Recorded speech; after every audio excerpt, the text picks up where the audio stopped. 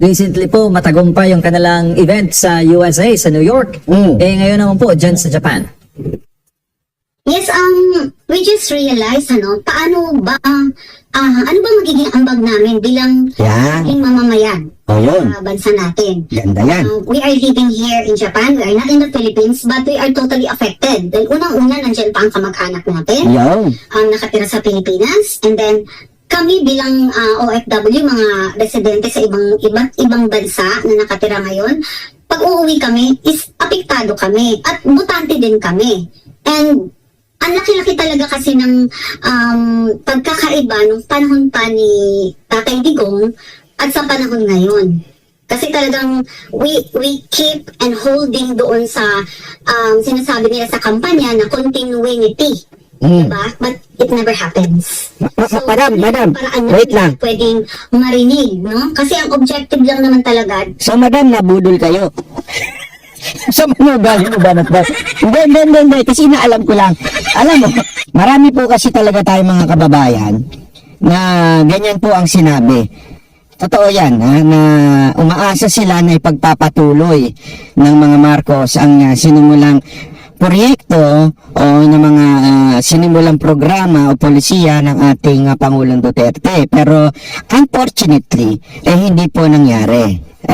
Sabi ko nga naman, wala tayong magawa talaga dyan. Nagpabudol po kayo. Pero okay na po yan. Huwag kayong mag-alala. Wala naman po naninisi sa inyo na nagpabudol kayo. Pero gayon pa man, valid po yung kanyang dahilan kung bakit sila frustrated. Kasi marami po talagang umasa na magpapatuloy ang ginawa ng mga Marcos sa Pilipinas. Ay magpapatuloy ang ginawa ng mga Duterte sa Pilipinas. Pero kita nyo naman, di ba, yung Mindanao, na-cancela na. Tapos yung mga ilang mga gawain ni Pangulong Duterte tulad ng war on drugs na epektibo. Ngayon, naku po, pambihira. Pag-uusapan natin yan, ha? Kasi ang problema, ngayon, kita nyo naman ang peace and security sa Pilipinas. Kaganina nga, may napanood ako. Mga tiwali na naman mga pulis, na nanikil ang ginawa nila, hulid up. Bumalik na naman talaga tayo sa ganyan, alam naman po natin na yan mga hindi na nababalita nung panahon ng ni Pangulong Duterte. Feli Lederman, maraming salamat po. Kasi nung panahon ni Pangulong Duterte, mga balita natin, patay! Atik! Patay! Mga datukhan! Patay! Hindi totoo. Ngayon, ano na? Pulis, nahuli. Kumatkong, mga pulis, mga kidnapper. Nahuli. Tapos nakalaya. Nahulihan ng droga. Tapos nabawasan. Tapos tuwan-tuwa pa sasabihin, walang namatay. Hindi ba magsabi sa inyo ayaw na mamatay ang mga animal na yan? Diba? Ay, naku po. Tuloy. Dito sa event na to is to inform Filipinos in Japan, not only in Japan but all over the world about the current situation in the Philippines. Na to amplify collective voice against the oppression. Madam! Kaano-ano niyo po si Maria? Sabi kasi dito sa isa sikat sa Japan yung kapatid niyan. Miling asawa si Maria. Oo nga. Madam, kaano-ano niyo po ba si Maria? Favorite na artista ni Boss Dada. Actually, hindi ko kilala talaga yun. Kinuwento lang sa akin ni Boss Dada. Sabi niya, favorite kong artista yun sa Japan, si Maria. Maria Osawa. Sabi ko, sino yun?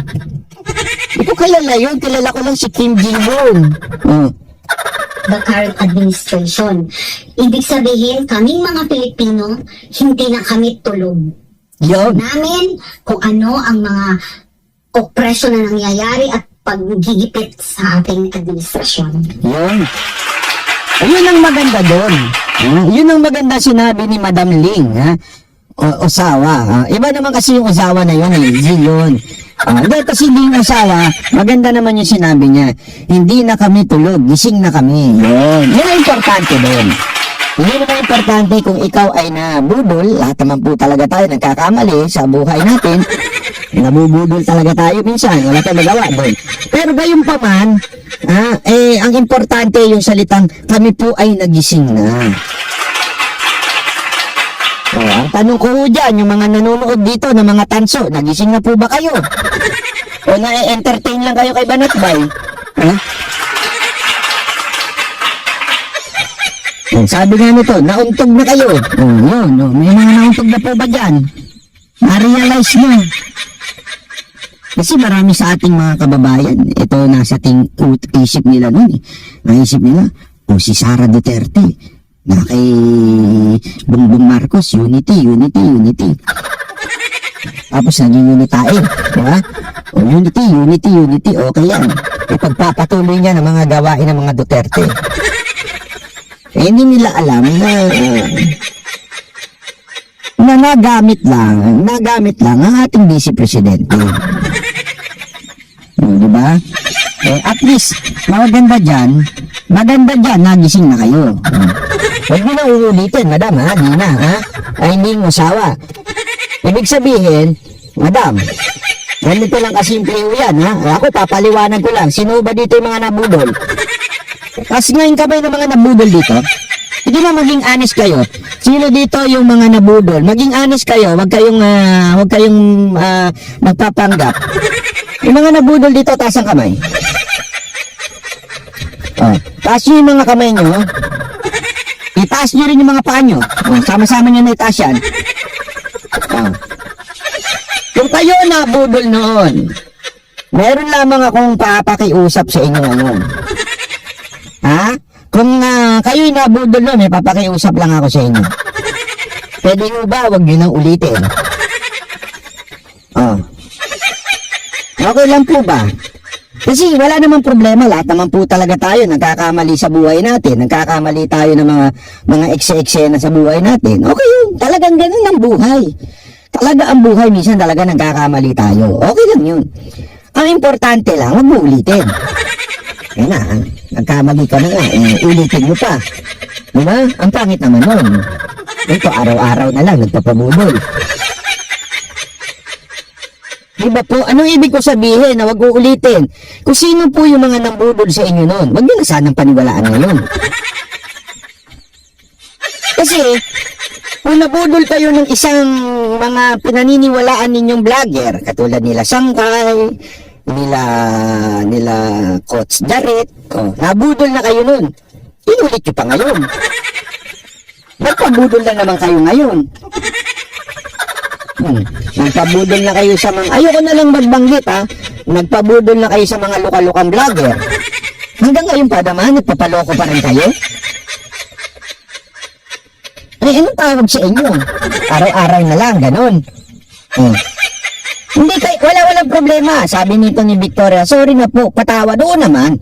Sama-sama na tayo ngayon na manawagan ng tunay na pagbabago. Pero huwag nyo nang ulitin. Ibig sabihin, huwag na kayo maniwala sa mga nambudol sa inyo noon. Pwede po ba? Makinig naman na kayo. Hindi, kasi ganito ganito. Sinasabi ninyo, sorry na, hindi kami nakinig sa'yo. Sana nakinig na lang kami sa'yo. Ngayon. Makinig na kayo ngayon. Ha? Kasi ang dating sa inyo, mayabang pa si Banatbay. Hindi ako mayabang. Nagkataon lang talaga, tama ako. Mukha lang mayabang kasi naging tama. Pambihira. Kontrahin nyo pa, sasabihin nyo, ang yabang mo naman Banatbay, ikaw lagi ang tama. Ano gagawin ko? Ano gagawin natin? Maniwala na lang kayo para sama-sama na tayo, di ba? Sama-sama tayo. Maniwala na kayo sa akin, ha? Pag sinabi ko, etong vlogger na ito, budol yan. Kunwari lang yan, nagpapanggap lang yan. Maniwala na kayo. Kasi binudol na nga kayo nun eh. Bubudol pa uli kayo ngayon.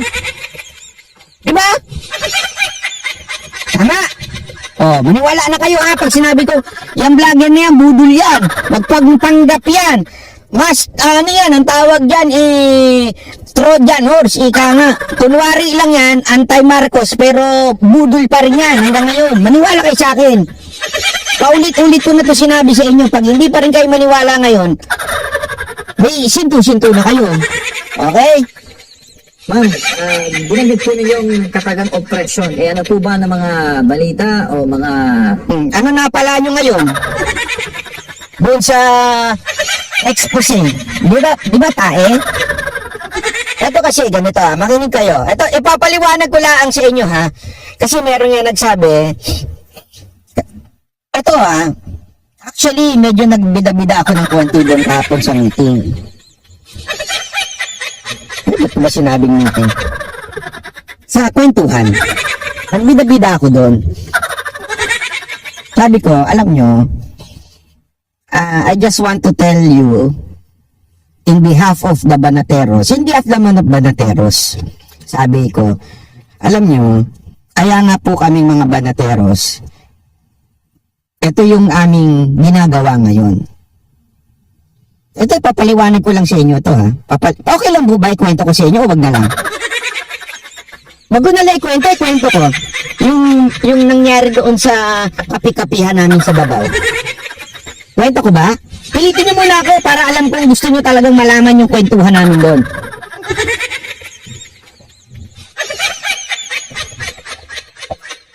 Gutom na ako, wala man lang nagdala ng donut sa akin dito. Walang laman tong donut, puro asukal. Kwento ko? Pilitin niyo muna ako. Kasi alam mo, ayaw niyo namang malaman eh. Ba't ko pa ikikwento? Gusto ko yung excited kayo. Kwento mo na, dali na. Mga pagka mabilis yung takbo ng chat. Kwento mo na. Yan, tsaka ako ikikwento.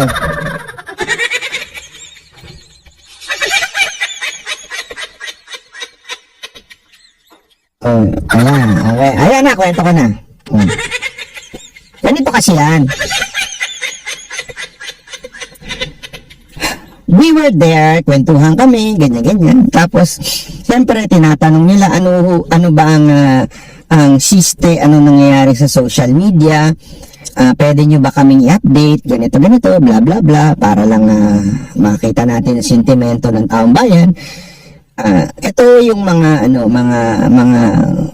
kasamahan natin sa Maisog. Okay?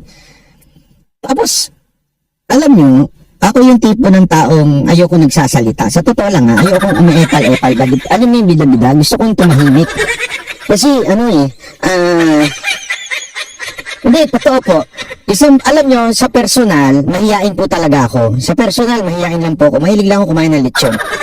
Mahihain po talaga ako. Kaya lang, hindi ko matiis eh. Kaya medyo napataas ako ng kamay. Ang dami-dami tao doon. Hindi ko pa kilala, tsaka mga matitikas yung mga tao doon. Mga taga-Davao, alam mo yung mga tipo ng mga magagaling na mga organizer. Tapos kinuwento ko ganito. Alam niyo ba bakit ang Banateros ayaw na sa PDEA? Inan to si Banat. Ba't kupal din eh? Sorry. Kasi sabi ko sa inyo, wag niyo ipabuka yung bibig ko eh. Alam mo naman ako pag hindi talaga ako makatiis eh. Tapos sila Boss Dada parang napaganat. Bakit mo naman ka umiirit ng ganyan? Banat, bay, alam mo naman, patay tayo dyan. Napasalita ka agad ako ng ganun eh. Alam niyo ba kung bakit naiinis na kami dyan sa lintik na bangag na yan? Si Banat, bay, mga ganyan na si Coach Oli, kapatid ko ba to? Ba't ganyan yan? Sabi nila. Galit na na kaagad yung... Tapos parang gustong matunaw ni J.G. Barra tsaka ni Master Judea. Kasi ganun kaagad yung hirit ko eh. Tapos di sinabi kang ganun. Alam nyo, kasi ganito yan. Ito ang sentimento ng mga netizen sa social media. So totoo lang, etong mga nangyayari natin sa social media, yung same mistake na ginagawa ng mga Pinklawan nung panahon ng 2016, to 2022.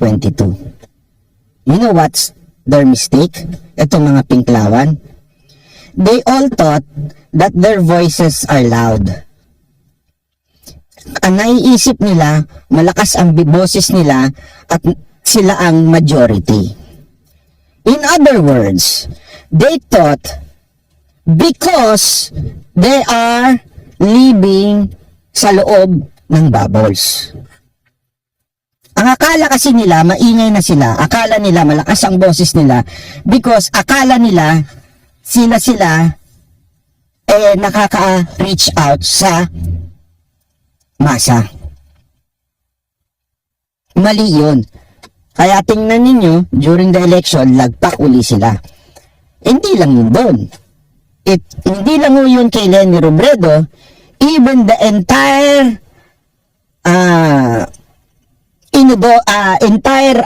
Dilawan, Pinklawan, shoot sa Inodoro. Bakit?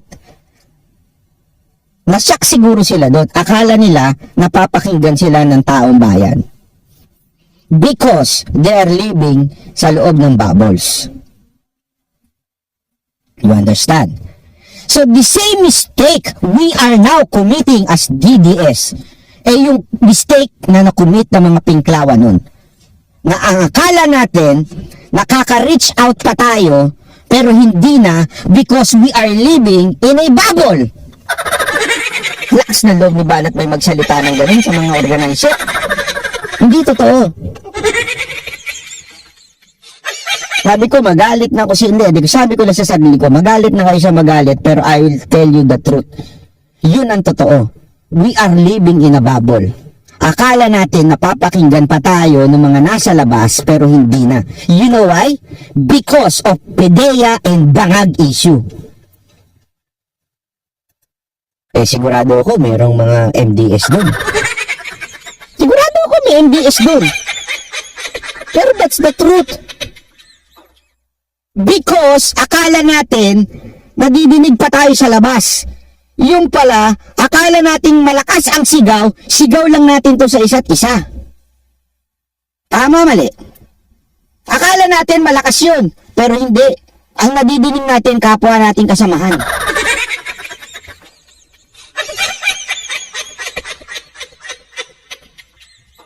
Ano ang sinasabi ng mga tao sa labas? Yung mga hindi involved, yung majority, alam nyo ko, no? Ha? Ang sinasabi nila, away yan ng Duterte at mga Marcos. Away yan ng mga Duterte at mga Marcos. Kaya kayo ganyan. Alam mo? Kaya nga sabi ko sa kanila ang Banateros, we no longer focus on PDEA and bangag issue. Hindi na naging effective yun. Ano ang issue ng mga mamamayang Pilipino? Gutom sila. As a matter of fact, sinabi ko pa nga doon, walang pakialam ang mga Pilipino kung bangag ang presidente nila. Di umano. That's the truth. Bakit? Bangag din sila Marami rin sa mga Pilipino bangag. Ang problema, hindi yun. Ang problema sa kanila, gutom sila. So dapat, yun ang ating focus, gutom. Ipaliwanag natin why we are experiencing this gutom and experiencing this. You know why? Because of corruption. Yung bangag, it doesn't matter to them. Yung mga nasa labas pero sa atin, tuwan-tuwa tayo. PDEA, bangag, Morales, Bayani. What the F? Wala silang pakialam kay Morales. Ang pakialam nila, gutom sila.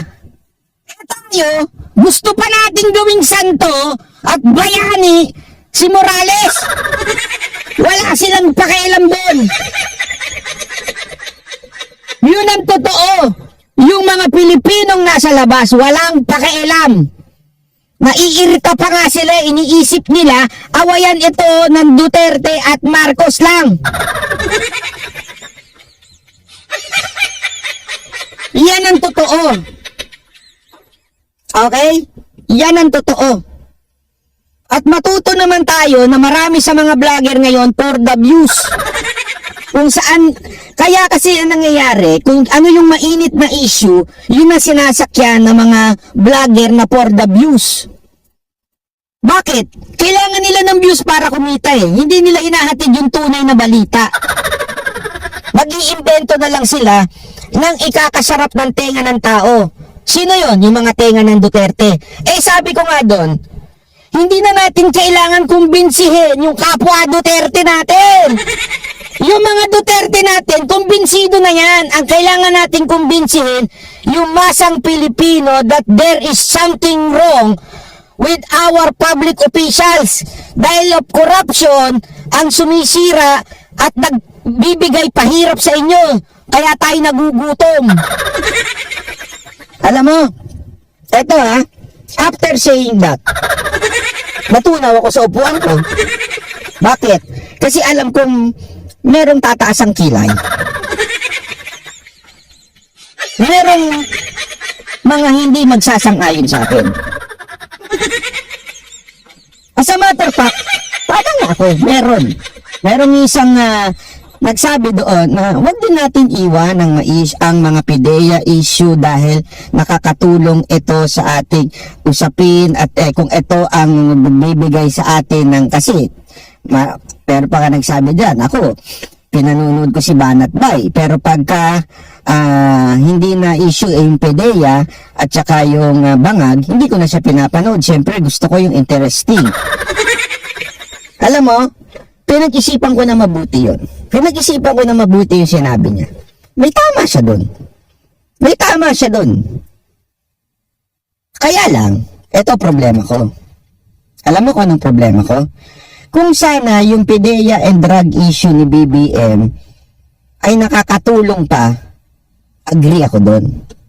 O kung hindi man nakakatulong, at least gitna pa, agree ako dun. Pero ang problema ito, hindi na siya nakakatulong. Nakakasira na siya. Nung una, nakakatulong pa. Pero yung masyado nang iniimbentohan, masyado nang sinasalsal ika nga, hindi na siya nakakatulong. Naintindihan natin, nakakasira na siya sa panawagan natin. Nakakasira na siya sa cause natin. Dahil ang nangyayari na lang, naiisip ng mga ibang Pilipino, kaya nyo sinasabi yan, sinisiraan nyo lang si Marcos. Dahil Duterte kayo. Kaya nakakasira na siya. Naintindihan natin? Hindi na ho siya nakakatulong. Ang iniisip lang nila, kaya tayo nagsisisigaw dito dahil gumaganti lang tayo kay Marcos. Tama na yung isang beses, dalawang beses, okay. Pinigilan nila yung pagsalita ni Morales, depensa natin, okay yun. Pero yung sasalsalin pa rin natin, araw-araw pa rin. Pineperahan natin si Morales. Paano? Ginagamit natin siya para sa sarili nating vlog. Isa ng malaking katarantaduhan yun. Nasisira lang yung panawagan nating totoo. Ano yun? Transparency, accountability, peace, and security. Yun ang totoo eh. Yun ang focus natin. Alam nyo, nakakatuwa. Bakit? Biglang dumating si Ebasco. Si dating cabinet secretary. Dumating si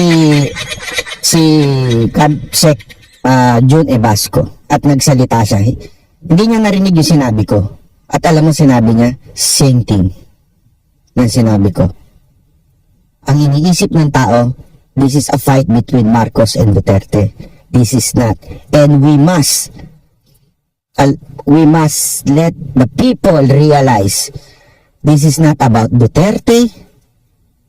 This is about wrong politician na naasa ating gobyerno. Alam mo, nung nagsalita siya, nung gusto kong tumayo at pumalakpak. Sabi ko, yun ang sinasabi natin. Yun ang ating nais ipahayag dito. Hindi ko lang naipaliwanag. Well, mas magaling si Ibasco magpaliwanag. Yun ang katotohanan. This is not a fight between Marcos and Duterte. You know why? Ayaw ni Duterte. Ako, honestly deep inside my heart, ayoko na siyang tumakbo. Habang nakikita ko siya, kasi ngayon, habang nakikipag-usap siya, kasi na-compare ko nung time na nagpupunta ako sa Malacanang nung nakinakausap ko si PRRD, at ngayong time na to, nakakausap ko siya. Ibang-iba na yung countenance, ika nga. Ibang-iba na yung, ibang-iba na po yung ni Pangulong Duterte ngayon. Naka-smile na siya, masaya na siya. Iba na yung espiritu niya, ika nga. Dati kasi alam mong stress siya. Which is sinabi niya rin naman yun sa amin nung nag-dinner kami, unang dinner namin with Coach Oli and Boss Dada. Iba na ngayon, nasarap na ng buhay, masaya na. Which is ako, sabi ko nga, alam mo Mr. President, we deserve it na.